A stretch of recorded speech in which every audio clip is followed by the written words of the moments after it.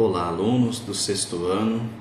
Aqui é Leonardo Montes, professor de História, trazendo mais um vídeo explicando as questões dessa semana, semana número 2, que começa na página 63.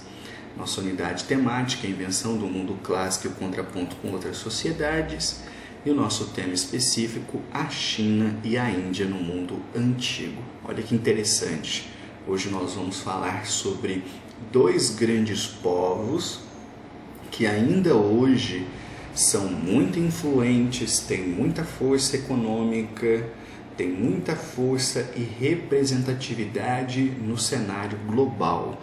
E isso não começa hoje, isso vai desde o mundo antigo, isto é, antes de Cristo, milhares de anos atrás. E é um assunto muito interessante, ok?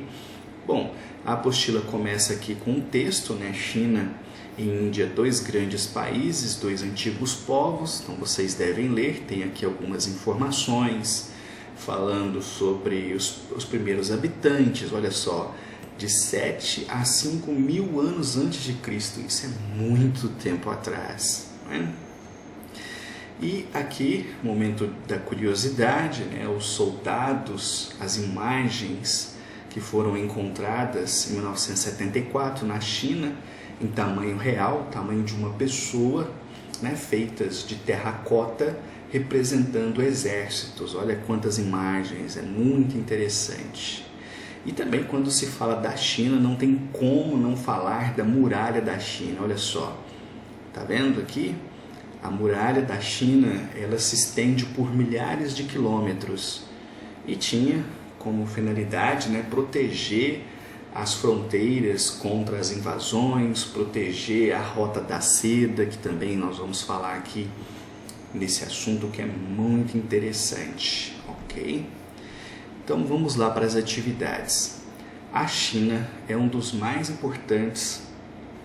mais importantes civilizações da história da humanidade. Datada de 7.000 a.C., passou por diversas transformações territoriais, políticas e econômicas ao longo dos séculos. Mediante as aulas sobre a civilização chinesa, responda: qual a importância dos rios Amarelo e Azul para o início do povoamento da região que hoje chamamos de China? Então, isso está sendo dito aqui no texto, ok? Então, vocês devem ler esse texto. Mas aqui aconteceu basicamente o que aconteceu em todo o resto do mundo. As grandes civilizações floresceram às margens de grandes rios. Por quê? Porque esses rios permitiam a fertilização das terras, a agricultura, a pesca e também o comércio, o deslocamento de grandes distâncias seguindo o fluxo dos rios. Então, grandes civilizações surgiram sempre às margens de grandes rios. E o Rio Azul e Rio Amarelo são dois grandes rios chineses. Então, com base nisso, leia o texto, você conseguirá resolver essa questão. Daqui vem a B. Explique o que é uma dinastia.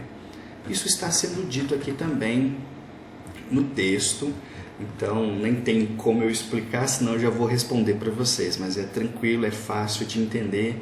Vocês vão ver que dinastia está ligado ao poder e ao poder exercido ao longo de muito e muito tempo. Então dá uma lida no texto, ela está explicando o que é uma dinastia. C.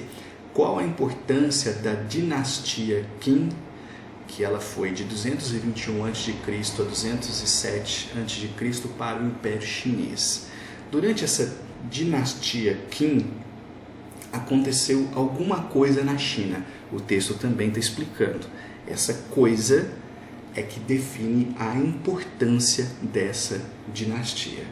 A partir dela, a China então começa a ser desenhada, digamos assim, começa a se formar e vai ter então todo um processo para que ela pudesse, né, se solidificar e se manter. Então, tudo isso aqui está sendo dito no texto, tá? Não tem nenhuma pergunta aqui que está fora do texto. E aqui a gente vê o que foi a Rota da Seda. esse é um assunto, pessoal, que vocês vão ouvir falar o resto da vida, porque foi um processo extremamente importante, não apenas para a China, mas também para a Europa. Então, vocês lerem o texto, vocês vão ver como a Rota da Seda foi importante e o que foi a Rota da Seda, né? Hoje, você provavelmente já ouviu falar, ou talvez até tenha uma roupa de seda, mas isso era algo extremamente raro na antiguidade. Qualquer dúvida, conversa com seu pai, com sua mãe, com seu tio, pergunta o que é uma roupa de seda e eles vão te explicar. Bom, aí vem a segunda parte da atividade que vai falar sobre a civilização indiana. Ok? Então, primeira parte, civilização chinesa, segunda parte, civilização indiana. Então, leia essas informações, vocês precisam ler, precisam estar por dentro desses conceitos. E aqui vem a pergunta: para justificar a sociedade de castas, os indianos antigos determinaram que cada casta era originária de uma parte da divindade suprema, o Brahman, conforme a imagem abaixo. Determine a função de cada casta desta sociedade. Vamos lá. Vamos dar um exemplo fazendo uma comparação.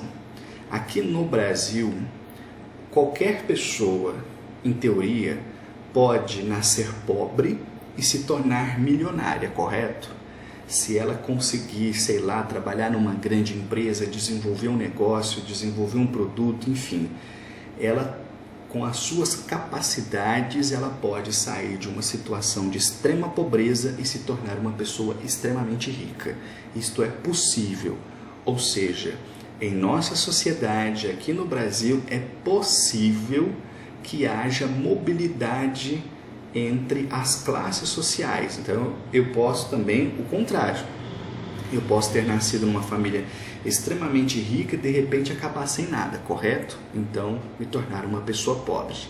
Na sociedade indiana desse período, milhares de anos atrás, essa mobilidade social, essa mudança de classe social não existia. Então, as pessoas, ao nascerem, estavam eternamente ligadas à casta, à classe social que elas pertenciam. Portanto, se você nascesse de uma família, por exemplo, dos Dalits, você seria considerado a ralé, a classe menos favorecida, a classe menos importante. E não importa o quanto você fosse inteligente, o quanto você se esforçasse, você estaria preso a essa casta, vamos dizer assim, por fatores de sangue, de família. Então você nunca mudaria, entendeu? Então isso é que é casta. A sociedade indiana desse período era dividida em classes sociais muito rígidas, de forma que não era possível fazer mudanças. Então a gente tem a classe, por exemplo, dos brahmanes, dos kshatriyas, dos vaishyas, sudras e dalits. Eu sei, são nomes bem estranhos, mas não se preocupa. Por quê? Porque olha só, aqui está a explicação. Então não tem segredo, basta vocês lerem o que está sendo dito aqui e responder a que se referem essas classes, entendeu? Está tudo bem tranquilo, está bem fácil. Mas qualquer dúvida, qualquer dificuldade que vocês tiverem, me chamem, perguntem, estou aqui para ajudá-los. Essas foram as atividades da semana 2, ok? Até a próxima!